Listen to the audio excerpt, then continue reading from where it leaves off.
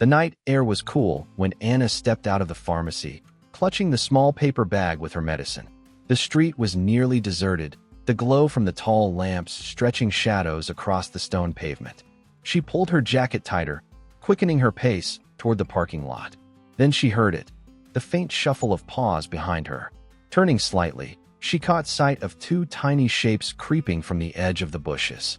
At first glance, she thought they were stray puppies, thin and lost, their bodies moving hesitantly but with surprising coordination. Their ears twitched, and their bright eyes reflected the harsh yellow light. They didn't bark or whine. They only followed. Anna slowed her steps. They slowed too. When she stopped, they froze, their small frames pressed close together as if drawing courage from one another. A strange mixture of pity and unease welled up inside her. "Hey, little ones," she whispered, crouching slightly. The pups tilted their heads, but made no sound. A kiosk at the corner still had its window open, the fluorescent light buzzing quietly. Anna hesitated only a moment before approaching.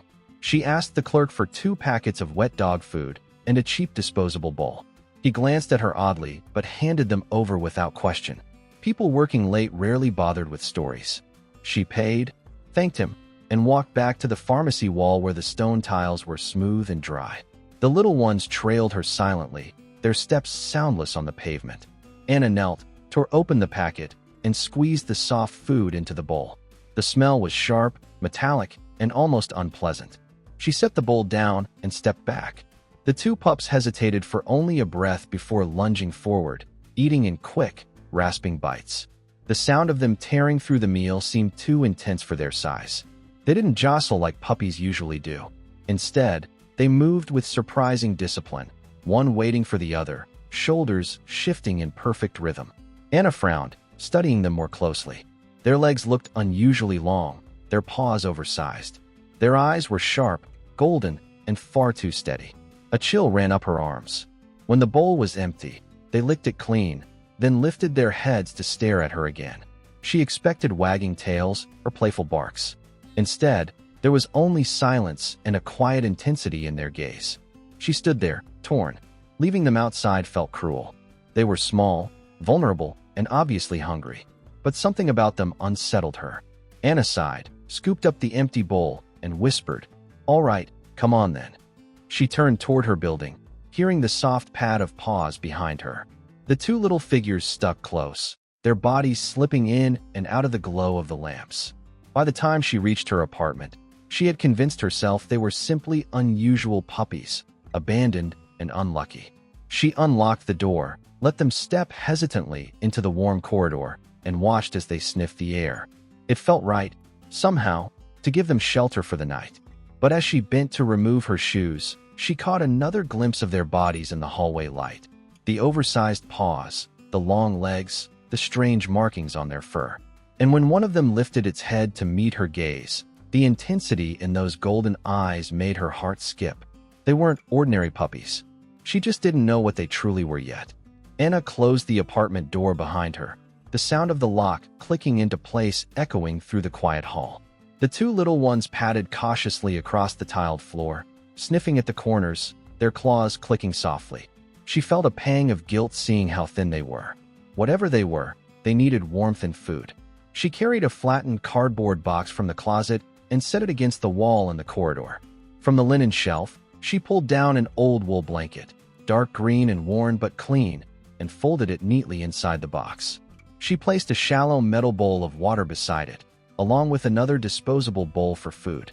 When she called softly, the pups approached without hesitation, curling together inside the blanket almost instantly. Their silence felt uncanny. No whining, no high-pitched barks, just the faint rasp of their breathing. Anna crouched, watching them.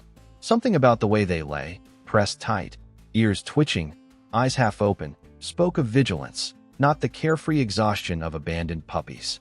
When she stretched out her hand, one of them sniffed her fingers, then made a low, guttural sound. Not a growl exactly, but deeper than any whimper she had ever heard. A shiver ran through her. She withdrew her hand, stood up, and tried to shake it off. "You're just nervous," she muttered to herself. "They're young, maybe some wild breed." She busied herself heating water for tea, though her eyes kept flicking back to the box. Later, while she folded laundry in the living room, the faint sound carried through the walls again. A throaty rumble, rising and falling. She froze. Puppies didn't sound like that. Her heart thudded, but she forced herself to breathe evenly. Maybe they were still too weak. Maybe their voices hadn't developed properly. She clung to the thought, even as unease deepened. A knock startled her. She opened the door to find Monica from next door, carrying a bag of trash. Monica leaned slightly, her eyes narrowing as the faint rasping carried into the hall. "Anna, what is that?" Anna stiffened. "2 strays. Puppies, I think. Found them outside the pharmacy." Monica tilted her head, listening. "They don't sound like puppies. Are you sure you know what you brought in?" Heat rushed into Anna's cheeks. "They're fine. Just hungry, that's all. I'll get them checked tomorrow." Monica gave her a skeptical look, but shrugged, shifting her bag of trash. "Be careful. Some things belong outside." She turned and walked down the hall. Anna closed the door quickly, leaning her forehead against the wood. Her pulse raced. The words dug into her. "They don't sound like puppies." She wanted to argue, but deep inside, she knew Monica was right. That night, she lay awake long after midnight, the shadows of the street lamp cutting across her ceiling. The apartment was still, save for the faint shifting in the corridor. Then it came again, sharper, undeniable, a drawn-out, eerie sound that prickled her skin. Not a whine, not even a growl. It was a thin, wavering howl, rising and fading like an echo from a distant forest. Anna sat up in bed, her heart pounding. Whatever she had brought home from the pharmacy that night, it wasn't ordinary puppies. Anna sat at her kitchen table the next morning, a cold mug of coffee untouched in front of her, the glow of her laptop screen filling the room. Sleep had been shallow and broken, her mind circling around the sounds from the corridor. She finally typed into the search bar, "Puppy sounds growling howl." Dozens of videos came up, most of playful young dogs barking or whining. None of them matched the eerie, wavering note she had heard in the middle of the night. She tried again. Stray puppies with long legs. Images loaded. Thin-limbed hounds, some terrier mixes, shepherds. Close, but not right. Their coats were short, their paws narrow. She glanced toward the door to the corridor where the 2 little bodies lay hidden from view. Their paws were massive, their fur coarse, gray-brown with irregular darker patches. She chewed her lip and changed the search. Wolf pups identification. The screen shifted, and Anna's heart gave a painful twist. There they were. Photographs of wolf pups, crouched together in dens, golden eyes gleaming. The same oversized paws, the same sharp ears. Even the way they curled into each other was identical to what she had seen on her floor last night. Her stomach dropped. She scrolled, clinging to denial, but every new picture only confirmed it. She played a short video from a wildlife site. The sound of the pups filled her kitchen, low, guttural growls that bled into high-pitched yips. Then, a faint, echoing howl. Anna froze.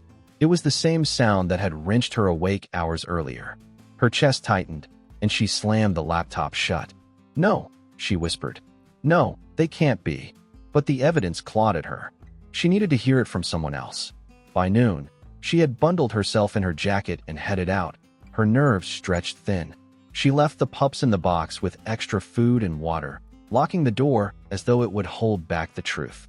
The pet store was a 10-minute walk away, its bright windows filled with cages of parakeets and aquariums of goldfish. A bell chimed as she stepped inside. Behind the counter stood a young woman with dark hair tied back, arranging tins of cat food. She looked up with a smile. "Hi, can I help you?" Anna hesitated, then blurted, "I found 2. Well, I thought they were puppies. But they don't bark, and their paws," she held her hands apart, "huge. Their eyes are golden. They howl." The woman's smile faltered. "Wait, did you say howl?" "Yes, at night. It woke me up." The clerk's eyes widened. "Those aren't puppies. Those are wolf cubs. Where did you find them?" Anna's pulse spiked. "Outside the pharmacy. They followed me home. I didn't know." "You need to call someone." The clerk cut in, her voice urgent. "You can't keep wolf pups in an apartment. It's dangerous, for you and for them. They belong in the wild, or in a proper facility. You can't raise them like dogs." Anna stood frozen, heat rising in her chest. "Are you sure?" she asked, her voice thin. "I'm sure," the woman said firmly. "I volunteered at a wildlife rescue. What you're describing, it's wolves. The words landed like stones. Anna nodded numbly, bought 2 more cans of food out of reflex, and walked out into the street with her thoughts spinning. The city noise felt distant, muffled under the pounding in her ears. By the time she returned to her building, her legs ached with the weight of it all. Unlocking the door, she peeked into the corridor. The 2 pups lifted their heads in unison, golden eyes catching the dim light. They scrambled toward her with surprising speed, their oversized paws thumping softly against the floor. One pressed its nose against her knee, the other licked at her hand. Her throat tightened. They trusted her. They saw her as safety. But all she could see now was what the clerk had named them: wolves. Wild creatures. Predators that, even small, carried the echo of the forest inside them. She set the food down and watched them eat, her chest heavy. For the first time, fear threaded its way into her pity. Not fear of attack, not yet, but of the future. What would happen to them in this apartment? What would happen to her if she kept them here? As the pups finished their meal and curled together once more, Anna leaned against the doorframe, her arms wrapped tight around herself. The question pulsed in her mind. Had she made a mistake that could endanger not only her, but everyone around her? Anna paced her living room, phone clutched tightly in her hand, the weight of the pet store clerk's words still pressing on her chest. Wolves. She could no longer pretend they were just odd-looking puppies. Her contacts list scrolled past familiar names until she stopped at one: Dr. Harris, an old friend of her father's, and a veterinarian she trusted. Her thumb hovered, then pressed. He picked up after the second ring. Anna? It's been a while. Hi, Dr. Harris. I need help. I found 2 animals a few nights ago. I thought they were puppies, but now I'm not so sure. His tone shifted immediately. Describe them. She stumbled through the details. The oversized paws, the golden eyes, the eerie howling in the night. Silence followed, then a long breath. Anna, those aren't puppies. They're wolf cubs. If you have them in your apartment, we need to act quickly. Bring them here. I'll examine them. Her stomach nodded. Can I keep them calm in carriers? You'll have to try. Use old towels. But be careful. They may struggle. They're wild, even if they look small. 2 hours later, Anna crouched in the corridor, heart racing. 2 beige plastic carriers opened beside her.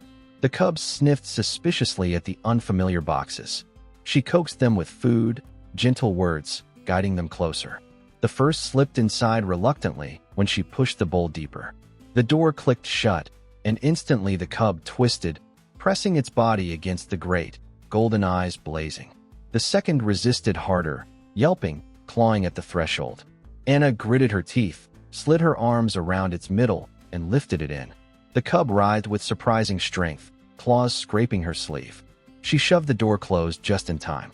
Sweat dotted her forehead as she carried the carriers one by one down to her car. Their bodies shifted constantly inside, paws thumping against the plastic, guttural growls vibrating through the thin walls. She drove carefully, knuckles white on the steering wheel, flinching at every sound. Dr. Harris met her outside the small clinic on the edge of town. His graying hair stuck out from beneath a cap, his expression sober. He crouched beside the carriers, peering in through the grates. Yes, wolf cubs. About 3 months old. Thin, but I don't see signs of injury. They're lucky you found them. Inside, he weighed them, checked their teeth, listened to their hearts. The cubs squirmed, snapping tiny jaws, but his calm hand steadied them. They're underfed, but otherwise healthy. No fractures. They'll survive if they're placed in the right hands. Anna's chest tightened. I can't keep them, can I? No, he said firmly, though his voice softened. They need space, the company of their own kind, and people trained to raise wild animals. Keeping them here is dangerous for you and for them. Her throat ached. She had known the answer before she asked. What do I do? I'll call the Wildlife Protection Service. They have contacts with rehabilitation centers. It's the only safe path. He stepped into his office and dialed, his voice low but urgent. Anna sat on the clinic bench, the cubs restless in their carriers at her feet, their eyes never leaving her. For all their wildness, there was trust in those gazes, as though they still believed she was their protector. Dr. Harris returned minutes later, his expression grave. I spoke to the service. They'll arrange transport to a rehabilitation center. But there's more. A ranger reported finding a dead female wolf near the outskirts of the forest this morning. likely their mother. Anna's breath caught, her chest tightening painfully. The cubs shifted, one pressing its paw against the grate as though reaching toward her. Her eyes burned. Orphans. She had known they were lost, but hearing it confirmed split something inside her. They'll be safe, Dr. Harris assured. But you must prepare yourself. They'll need to go soon. Anna nodded, fighting the sting of tears. She looked at the cubs again, at their oversized paws and fragile frames. The weight of the truth bore down heavy. She wasn't saving abandoned pets. She was holding the future of two wild creatures in her hands. Anna drove slowly along the winding road that led toward the edge of the forest, her hands clenched tight on the steering wheel. The two carriers rattled softly in the back seat, the cubs restless inside. Every whine and scratch against the plastic seemed to tug at her chest. She kept telling herself this was the right thing, the only thing, but the ache in her stomach refused to ease. The rehabilitation center was tucked behind a line of tall pines, a low building with wire enclosures stretching behind it. A wooden sign marked the entrance, Wildlife Rescue and Rehabilitation. Anna pulled in, cut the engine, and sat frozen for a long moment, her breath fogging the windshield.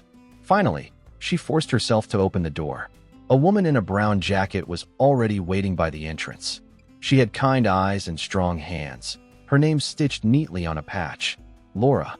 She approached with calm confidence, her voice steady. You must be Anna, and these are our new arrivals. Anna nodded, unable to speak past the tightness in her throat. Together, they lifted the carriers out of the car. The cubs pressed against the grates, golden eyes wide, ears flattened. Laura crouched beside them. They're young, about 3 months. You did the right thing bringing them here.